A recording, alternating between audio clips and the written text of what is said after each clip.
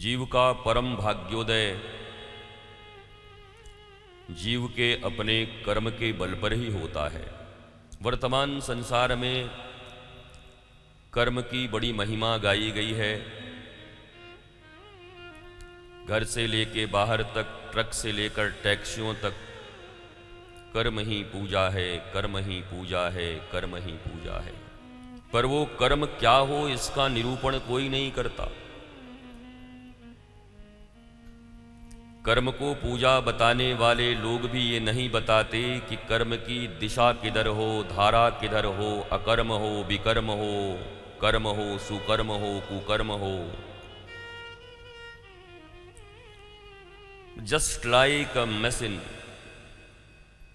यांत्रिक प्रक्रिया है। कर्म करो, कर्म करो, कर्म करो, कर्म करो, कर्म करो।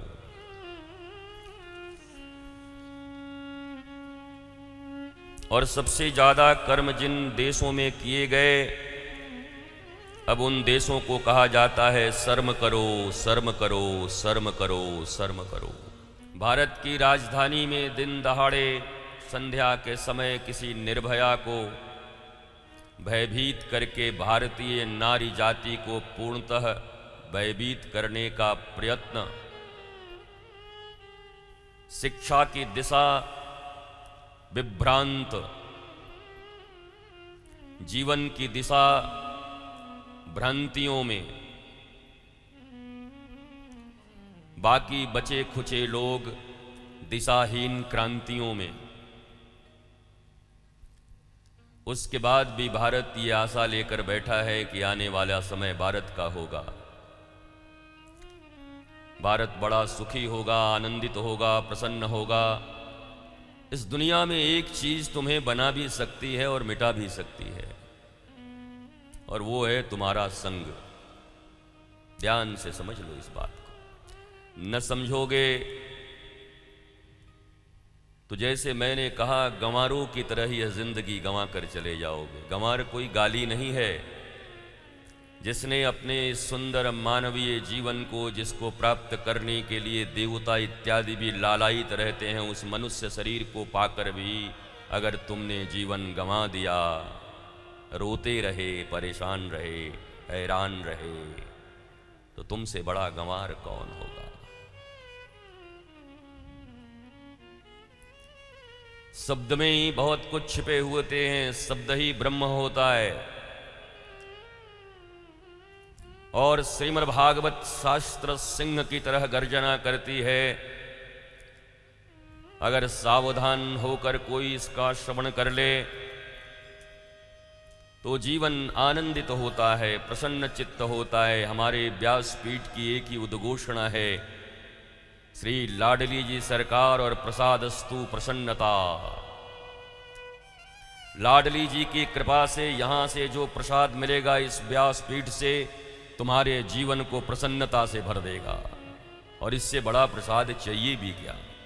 यहां का जो श्रेष्ठ प्रसाद हो सकता है, व्यासपीठ से, धर्मपीठ से, गुरु के द्वार से, शास्त्र से, संत से, साधु से, माता पिता अग्रज गुरुजन से, वह केवल एक और एक मात्र प्रसन्नता ही प्रसाद हो सकती है। इस दुनिया में जितने भी कर्म किए जाते हैं, उस कर्म का हेतु केवल प्रसन्नता और आनंद है। न कोई रुपया चाहता है, न कोई धन चाहता है, न कोई ऐश्वर्य चाहता है, न कोई भूमि चाहता है। वह बस प्रसन्नता चाहता है। अगर मनुष्य सिर्फ धन चाहता, बड़े बड़े मकान चाहता, तो फिर वही मुकेश भाई अंबानी और अनिल भाई अंबानी की मम्मी कोपिलाबेन क्यों दुखी थी। ये प्रश्न बार बार करता हूं, क्योंकि विगत वर्षों में कुछ हुआ हो, 5000 वर्ष पहले कुछ हुआ हो, 10,000 वर्ष पहले कुछ हुआ हो, 500 वर्ष पहले कुछ हुआ हो, तुम कहोगे हमने देखा है क्या। पर मुकेश भाई अंबानी और अनिल अंबानी को तो तुम अभी भी देख रहे हो, इसलिए ये तुम्हारी बुद्धि में ज्यादा समझ में आएगी। दृष्टांत वर्तमान के हों तो मनुष्य के जीवन में सहज उतर जाते हैं।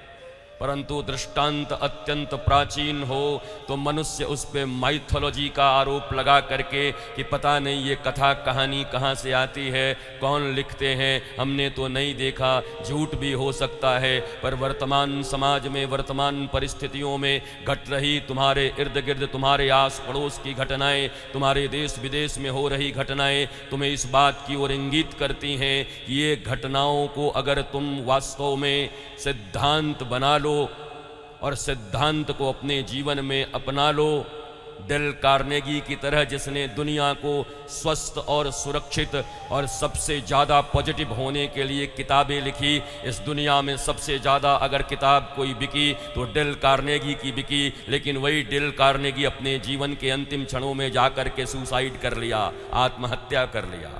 जिसने सारी दुनिया को जीना सिखाया, जिसने सारी दुनिया को बताया कि be positive, be positive, be positive, बेचारा खुद इतना निगेटिव हुआ कि अपना शरीर ही समाप्त कर लिया। इसलिए लिखना बड़ी बात नहीं है, कहना बड़ी बात नहीं है, हमारे धर्मशास्त्र में आचरण बड़ी बात है। इसलिए आचार्य शब्द आया है आचरण शब्द से। कथको कथन कहना, कथा करना, व्यंजना बोलना, आत्म प्रवंचना करना, कुछ भी कह देना, जो उसमें भाषण दे देना, व्यासपीठ से बैठ करके कुछ भी कह देना, परंतु उसे अपने आचरण में लाना, ये दो बातें हैं। और भारत और दुनिया का ह्रास तब से हुआ है जब से बात अलग है और आचरण अलग है। आचार्य शब्द इसी से जाना जाता है जिसने आचरण करके इस दुनिया को दिखाया है, अपने जीवन में प्रसन्नता पाई है। जो खुद ही दुखी है वो तुम्हें क्या सुखी करेगा? जो खुद ही लोभी है वो तुम्हें क्या लोभ से मुक्त करेगा? जो खुद ही अज्ञानी है वो तुम्हें क्या ज्ञान से परिचित कराएगा? जिसके लिए जीवन खुद भार है वो तुम्हारे जीवन को निर्भार, लाइट, हल्का कैसे बनाएगा? इसलिए कथा सुनने मान्यताओं से मत आना कि मान्यता है कि भागवत सुनने से बड़ा मंगल होता है। मान्यताएं बहुत दिनों तक तुम्हारे भीतर में सस्टेन नहीं करती। कथा कोई मान्यता के अधीन होकर के मत आओ। कथा में आने पर अगर तुम अनुभव प्राप्त कर रहे हो, तुम्हारे जीवन में अनुभूति संपन्नता के कोई लक्षण घट रहे हैं, तब समझना तुम कथा के पांडाल में आए हो। वरना आते रहोगे 5 साल से लेकर के 95 साल तक के बूढ़े और बूढ़ियां, माता और पिताएं सब आते रहते हैं, काका काकी आते रहते हैं, पर उनके जीवन में कभी भी प्रसन्नता और मुस्कुराहट नहीं देखते। अभाव पड़ा रहता है। जीवन के अंतिम क्षण तक तुमसे ये कहते रहते हैं कि मेरे जीवन की एक इच्छा पूर्ण नहीं हुई, मैं चाहता हूँ मेरे जीवन की हर इच्छा पूर्ण हो जाए। जरा उनसे भी सीखो कि मान्यताओं के आधार पर सत्संग करना, मान्यताओं के आधार पर भागवत सुनना, मान्यताओं के आधार पर कथा सुनना, मान्यताओं के आधार पर पूजा करना, मान्यताओं के आधार पर तीर्थ करना, मान्यताओं के आधार पर व्रत करना, मान्यताओं के आधार पर जल चढ़ाना, मान्यताओं के आधार पर रुद्राभिषेक करना, ये कुछ काम नहीं करेगा।